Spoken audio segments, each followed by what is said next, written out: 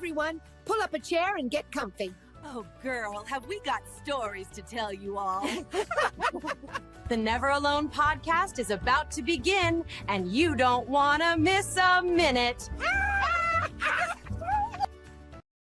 Hi, I'm Iris Fisher-Smith, and I'm here again with our Never Alone podcast. And I want to welcome all of you viewers out there that have been so kind to spend time with us and listen to us.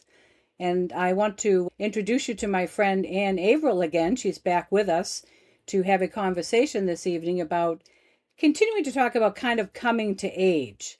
You know, Ann and I grew up in a time when there was all kinds of cultural changes shifting and taking place. And, you know, all the ideals we were sort of growing up with were changing drastically and quickly. And Ann would like to talk with us tonight about, you know, what her experience was. Ann's a little bit older than I was. She's my older sister's age. So she was around the time when, in the late 60s with Woodstock, and as a teenager, what that was like. I mean, she was told one thing by her parents. There was a whole set of ideals that she had learned. And then all of a sudden, she's with all these other peers experiencing a whole new life. And so this is what we want to talk about tonight. What is it like when you're told one thing, taught certain things by your parents, maybe your siblings, it may be cousins that are all around you, and all of a sudden you're out in the world and it's all different. What happens? So Ann, I want to thank you for joining us tonight. And My pleasure. you know, I just want to, yeah, you know, Ann is a friend of mine. She's been friends with me for 43 years. You know, our sons were babies together, and we have a very unique and special relationship, and we can talk about that a little bit. So, Ann, if you could tell me, because you had mentioned you had this sort of thing going on where you were this good girl growing up, and then all of a sudden it changed. How did it change? When did it change? What were the circumstances, and what was going on around you? If you could tell me about that, that'd be great. Thank you. Okay, so I am 73, so born in 1953. And so when I was a little girl, I was growing up in a nice little, Leave It to Beaver neighborhood, pretty much Leave It to Yeah. Beaver, mom and dad.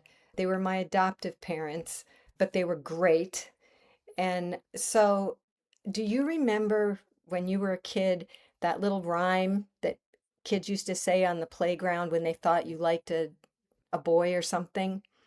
First comes love, first comes marriage, then comes so and so in a baby carriage. Well, that Baby was kind carriage. of and a baby carriage. So it was very conservative, and that was kind of the mantra that, well, the word mantra, nobody used the word mantra. It was the ideal of my Nobody uses the word childhood. mantra anymore? Well, they didn't when I was not in 1953, they didn't, Oh, okay. You're but talking about back then. Okay. back then. But it would have been called an ideal, like you said, right? So that was the way it was when I was growing up. And I played with my friends in the neighborhood. We were creative, we were curious, we rode bikes, we made up all sorts of games in the woods and whatnot. And I Mhm. pretty much, there was a mom in every house, a stay-at-home mom, pretty much, Right. dad who went off to work, Totally different father, culture. Yeah. totally different culture. And then the summer that I was 16, 1969, was the summer of Woodstock. And wherever I I think it was the summer after my sophomore year of college, of high school. So it just, everything flipped on its head. The clothes were different. I went as a freshman wearing a nice little dress that, almost Yeah. touched my knees.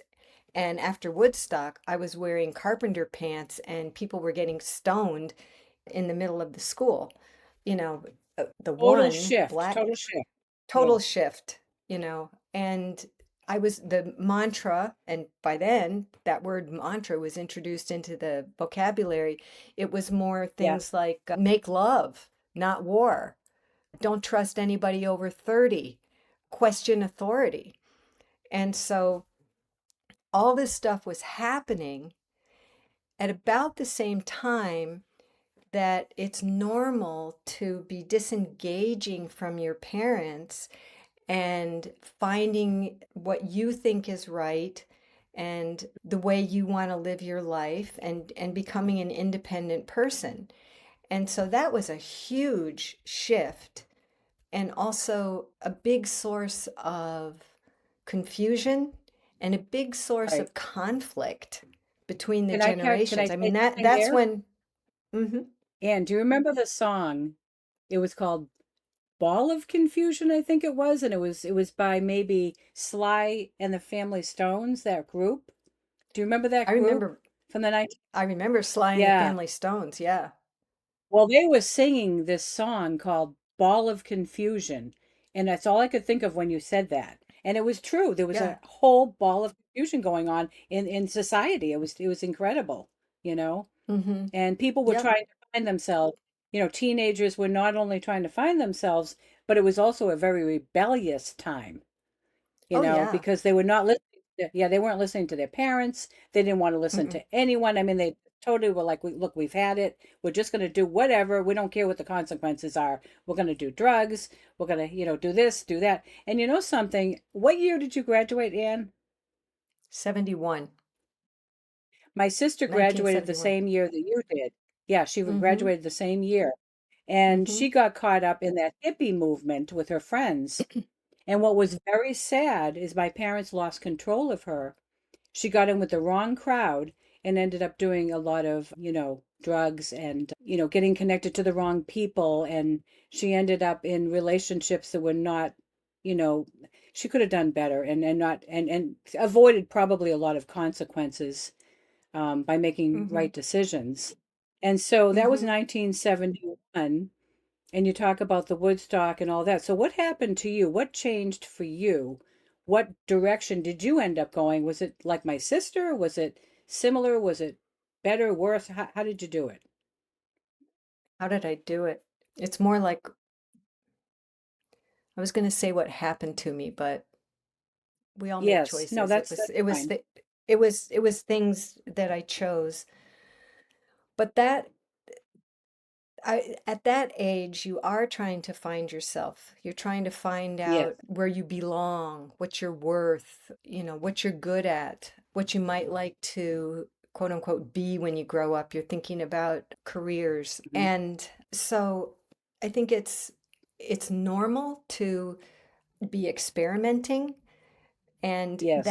that particular culture at that particular time, Woodstock just blew the doors open in terms of what the Literally. opportunities were.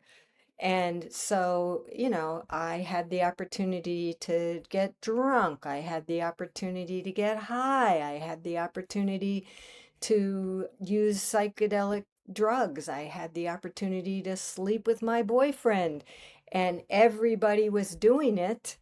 And so I did. I tried all those things. And Anne, and I knowing guess you the what, way I do, it's uh-huh. hard to imagine you that way because Anne, I got to tell you, viewers, she's so different now. Well, yes and no. We all still have natural curiosity. We all want Oh, yeah. adventures. We all still want to find out what's true and good and beneficial, but that just And opened have up fun. and have fun. And, especially when you're young, man, you're all about fun. And so I tried all that stuff, but what I found was cultures cultures can shift, right? What Right. does not shift is your conscience. And Yeah. so and we talked about that earlier. So what happened over time was as I was trying all these things, experimenting with all these things, they didn't necessarily rhyme, I'll say, with my conscience. And so Yes. what happened over time was I I was doing all these things, I was trying all these things, and at some point your conscience, I think my conscience, I just told it to kind of shut up because I didn't want to hear what it was thinking or what it was telling me because I just wanted to do them. But Hey, unfortunately, Anne, you know what? I was what? doing that with the echo I was getting on the computer earlier. Shut up. It was just coming back like a conscience, and I was like, remember Right, we had to figure that out. You had to wear your headset. right, right. We're getting too much But anyway, feedback. Too much feedback. if you tell your conscience to shut up and you just let yourself go wild, well, the consequences come whether you want them or Yeah. not. And I said before in another podcast that I'm adopted. And when my mother was my age, when she was coming of age, she was living under that first comes love, first comes marriage, then comes so and so in a baby carriage. And unfortunately, she became pregnant with me outside of marriage. And so if you don't Mhm. obey the rules of your culture, man, you know, you're a pariah, you're an outcast. And so she was unable to keep me. So Mhm. consequences always catch you eventually. And so that's what was happening to me at that point in my life. And I think Yeah. it's so ironic looking Mhm. back that the culture that I came of age in, Mhm. make love, not marriage, make love, not war, was just encouraging the exact thing that was the Yeah. reason for my adoption, which just seems so Right. ironic, you know? Yeah. Just Yeah. the flip of what it used to be. Exactly. I can remember my parents. It was the culture back then. They wanted you to listen to them. They wanted you to sit at the table and maybe say a prayer before we ate, to share, to talk, to get together that way. And, talk about Hmm. a shift in culture now. Everybody's on their phones, as we've talked about in other segments. And there's so much Hmm. separatism. And it's so bad because I think you had said in another segment, how we became friends. Can you elaborate on that and our friendship? You had talked about that earlier, and I'd like you to revisit that because it's important to know what happened in our relationship and what made it so strong and so long lasting. Can you elaborate on Oh, that a little bit? sure. So I'm going to back up a little bit. Okay. When when I was doing all those things, okay, that I knew I shouldn't be doing, Right. it was at a time in my life when peer pressure was paramount because you're trying to figure out where you belong, you want to, figure out what you're worth, all that kind of stuff. Impress. Yeah. Impress, your peers are just the thing. And so I was hanging out with people who and we were all struggling. We're all dealing with the same stuff, so no shade on them. But I was with people that I couldn't necessarily trust while I was doing Yeah. all these things. Or maybe I did trust them, but in some ways, not always, but in some ways they were not trustworthy. And so That's right. Mhm. as I got older, and we met when we were young, brand new moms, we each had a little Right. boy about the same age. I was so ready for somebody that I could trust, like a real friend. And you had Right. said something like, to have a friend, you have to be a friend. You can't be friends, the kind of friend that I wanted, without being real, without being Yeah. authentic, without unmasking Hmm. and really saying, hey, this is who I really am. You know, I chew gum, I grit my teeth, I'm annoying, in some way. And this is what I'm worried about. And this is what I hope for. And these are some of my flaws. By the way, you're going to see them and you're not going to like maybe all of me, but this is who I am. And Yeah. that's the kind of friendship I wanted. And that's the kind of friendship that we had because we were both in a very vulnerable situation, trying out this mother thing and how do you raise kids thing. And, you don't get a All the manual responsibilities. Yeah. and all the responsibility. And we didn't And out Ann, and so we helped each other, didn't we? We listened to each other. We yeah, cried, we laughed together, we prayed together, we did everything together. And it goes back to the title of my book, Never Alone, and the Hmm. Ecclesiastes thing that says two are better than one, for one falls, the other one picks the other one up, and pity the man who's alone. Because when you're alone, how do you figure all this out? You can't. You need a close Right. confidant, a friend to help you along. And the other thing is Hmm. with friendship, it needs to work two ways. I helped you, Yep. you helped me. Because the other side Hmm. of this is if it gets out of balance and it's more about one person, that gets out of balance, and then the friendship gets a little bit strained. You know, there has to be a Wonky. sharing, is That's what I'm the trying to say. technical word. Right. What? Yeah. It gets wonky. It gets imbalanced. It's not comfortable. Okay, so is that a 1953 word or a Oh 2026? no, no, no, no, no. Not at all. That's a now word. Please excuse this brief interruption for a shameless commercial. Remember, you can get your own copy of Iris's book, Never Alone, at irisfsmith.com.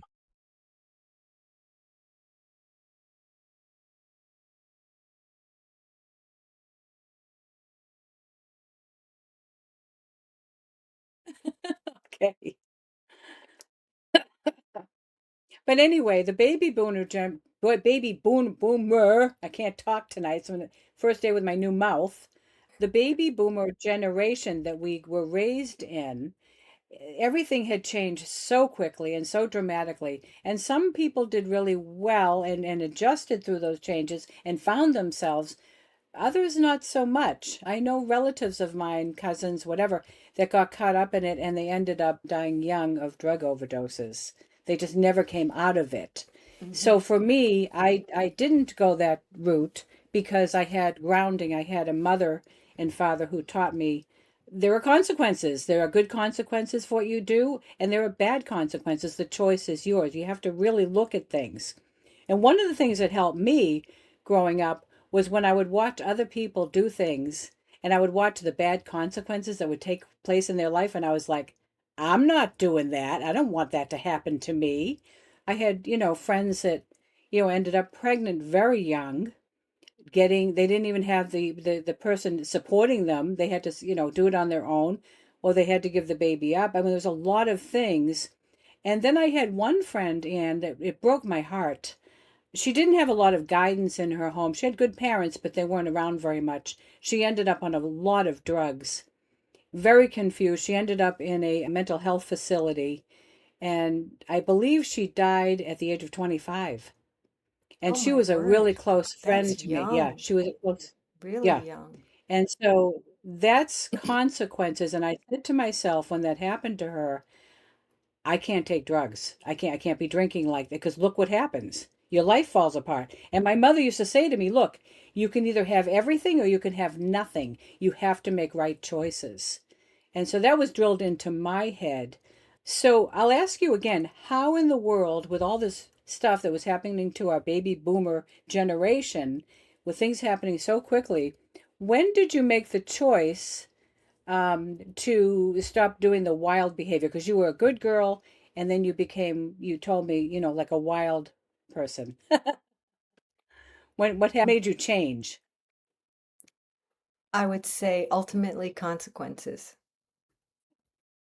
And Sometimes that's all it takes. well, but there's there's consequences like dying young from drugs or getting pregnant, Yeah, and then there's internal consequences like shame and not yeah, feeling good about yourself and low self-esteem and all that kind of stuff. And I sure. think and I would say my parents were great parents too. They were wonderful people. They were moral, they were fun, they were friendly, they were excellent role models. They had a really healthy marriage. But parents can't save you. We're That's kind of right. on our own to make our own decisions, and we're responsible for our own decisions. So there's no blame on my parents or even my birth parents. I'm Yeah, responsible for my life. But that said, that shame really affected my sense of self-esteem. And so I that put me on the trajectory to try and prove myself, and maybe to, and eventually that led me to problems in my marriage. And so that Mm-hmm. was a consequence that made me really look at how I was handling my conscience, basically by, kind of telling it to shut up, I'm ignoring you, and Yeah. realizing, hey, this isn't working. And that's when I really started looking for who God was, because Right. who can really know themselves without knowing their creator? And I wasn't messing around this time. I really wanted to Mm-hmm. know. And so I would say that search, and what I found was life changing, and I would say probably life saving. Certainly, it saved my marriage, it saved my kids from not having their daddy around, and it just saved me from the biggest mistake I almost made. Yeah. I remember you going through this. You were talking with me, Mm-hmm. and we were Yeah. actually not only just talking, but we were praying together and looking for the right avenue for you to take at the time. And you did. You chose the right way. You did. You know, life comes at us, right? And we don't always know what it's going to be. We're taken off guard and caught off guard. And it's Mm-hmm. like, okay, so what I've learned to do is to stop and say, okay, this is what's happening. How can I handle this in the best way with the best outcome? Because we can't control every outcome. Nothing's going to be perfect, but it can Right. certainly be more tolerable making the right choices, right? Yes. That said, I mean, I don't mean to interrupt you, but I think of my friend who died. She didn't have to do that, but she had nobody to guide her. And I was only like 15 at the time, so was she. And I didn't know what to tell her. I literally walked beside her. That's all I could do and let her know that I was there. And it wasn't enough because she needed more than that. She needed someone to speak mm-hmm. into her life. She needed somebody to be praying with her and giving her that encouragement. But I didn't, at 15, what did I know? Right? Right. I think that looking Hmm. back, there are people that had long-term, deep influence on me. Hmm. Their kindness, their obvious love for me, their care for me, their Hmm. interest in me. And one of those people was my aunt, a specific aunt. And I would say,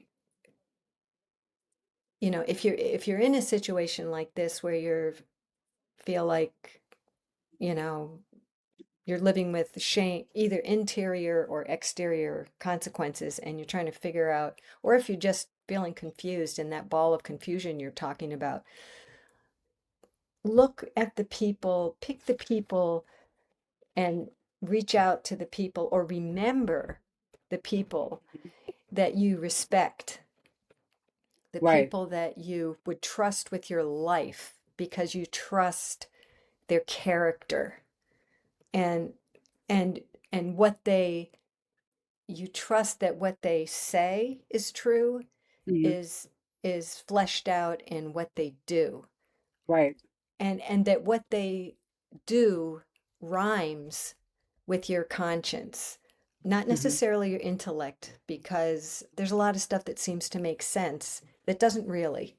And we get that in every generation. There's false things that are put out there that we're supposed, that we can trust in, but just like the Woodstock stuff that proved not so great. Look for the people who just have it together, Yeah. and that you trust that Who what they bless your say and life do, and who yeah, bless your life. Yeah, you could say yeah, that.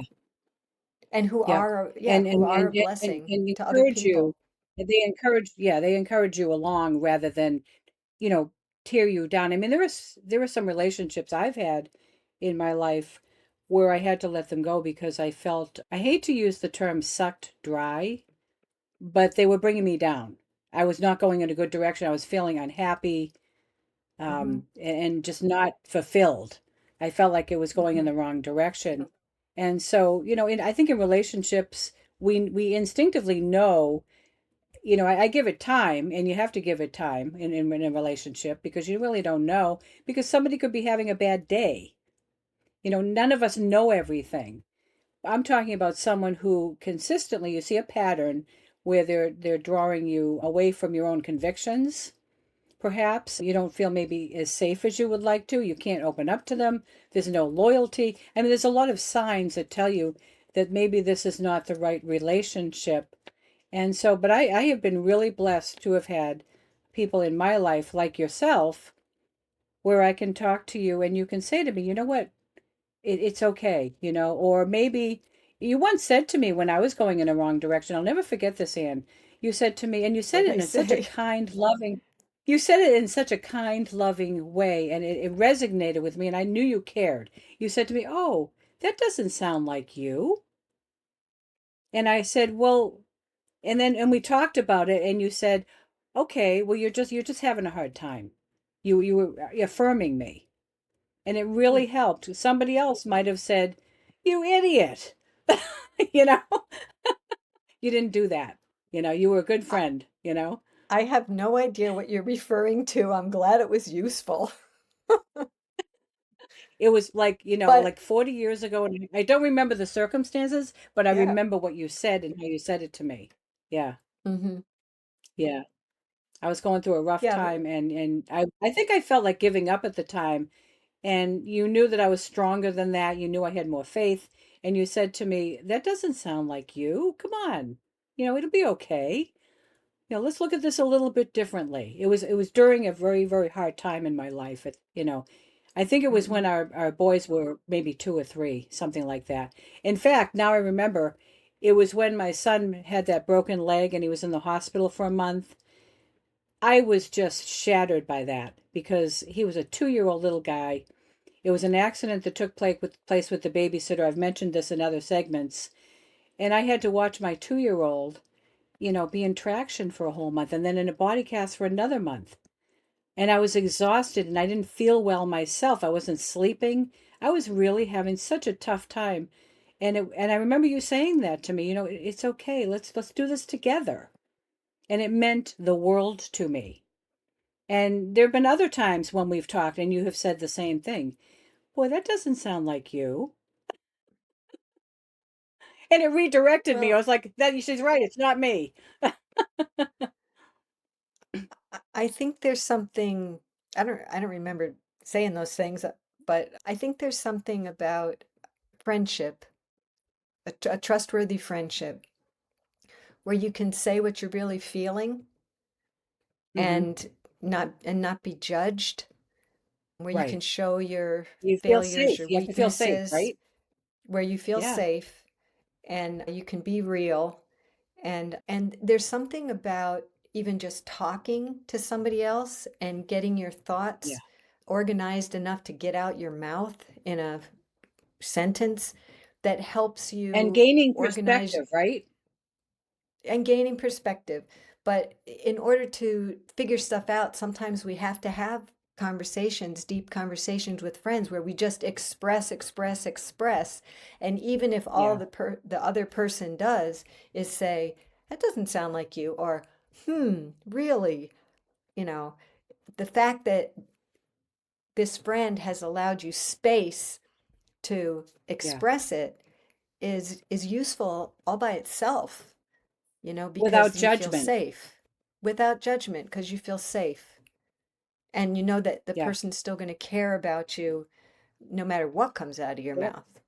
You know, That's right. That's a real friend. Yeah, that's a real friend. that's a real friend. And Yep, I was that's a real talking to friend. somebody the other day, Ann, and this is interesting, and I don't know what you would say about this, but she brought to my attention, this is somebody that I met through a church probably 10 years ago. I hadn't Mm-hmm. seen her in about 7 years, and we initially started to connect. And when she told me what her life was like, I was very surprised that she didn't know how to connect beyond an acquaintance. She said to me, Iris, I have to tell you, I read your book and I love the idea about friendship, but I grew up with parents that ignored me. I was neglected, and I never learned to bond. And it struck me, and I said, that's right. Some people don't know how to do that because of circumstances. So my answer to her was, you know what? Just know that I love you and I care about you. And when you're ready, you can open up to me. And I promise, I can't promise I won't hurt you because we're human beings. I Hmm. said, but I promise you I will not do it on purpose. I will not share your information, nor will I judge you. Hmm. Okay. And that made all the difference. And she felt very freed up to sort of find her way through that. And so I said all that to say, because there are people, and it's okay, who grew up in a place where they wouldn't even know how to have a friend or be a friend, you know? And that really touched me when she told me that. I didn't realize it, you know? Hmm. I would say there is a benefit to friendship in terms of understanding yourself and healing from past hurts and past confusions and all that kind of stuff. But I'd also say there's definitely a place for therapy. I Yes, I yes, I went to a counselor myself during that confusing period, and that helped me a lot.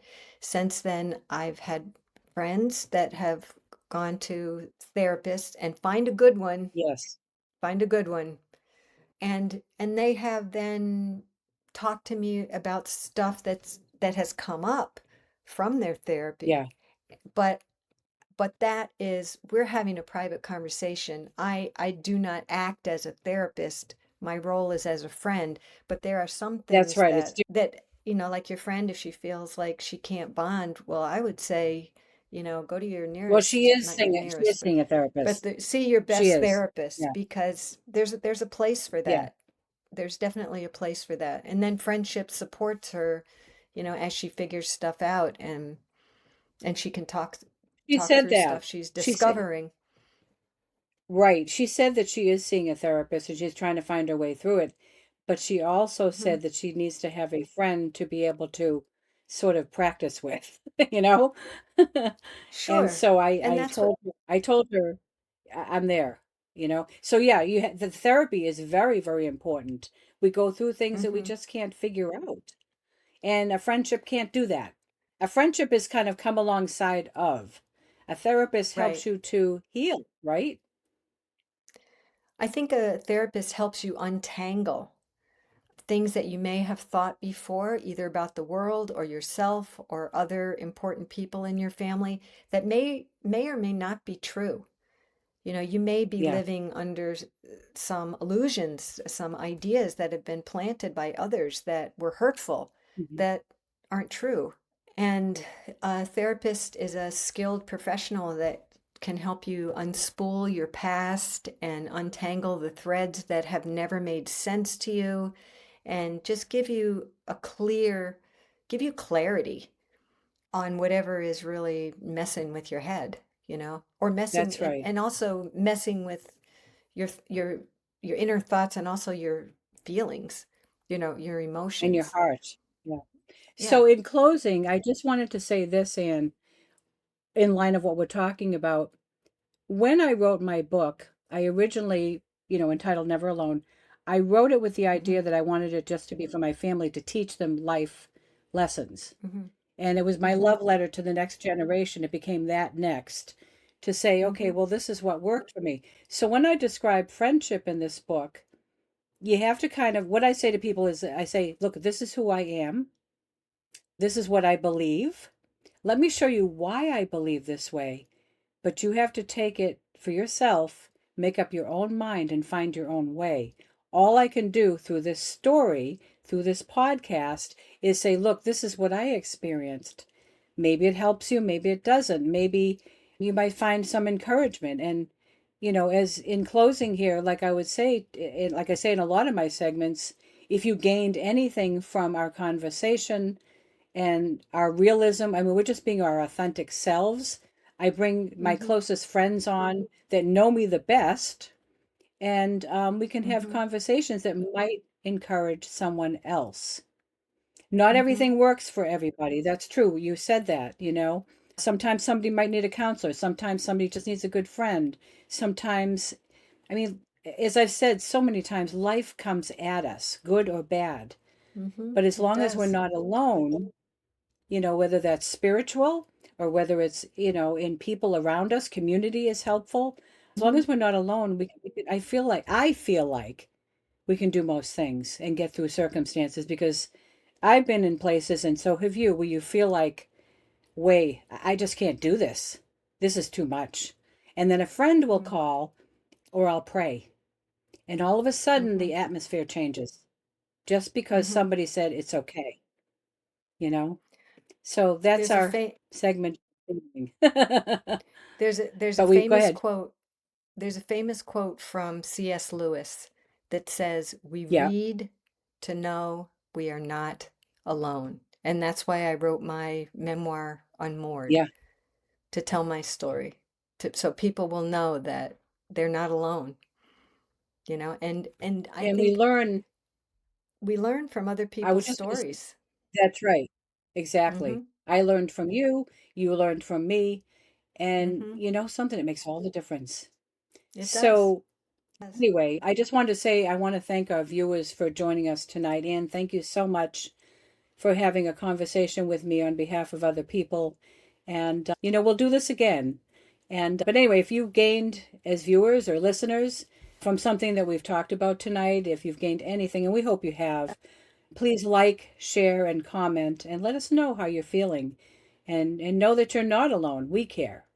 Thanks for Mm-hmm. joining us. Good night. Bye-bye. Thanks, Iris. Wow, that was awesome, wasn't it? I know those stories were really something. Hey, thanks everyone for joining us. We'll see you next time when we share more stories from Iris's book, Never Alone.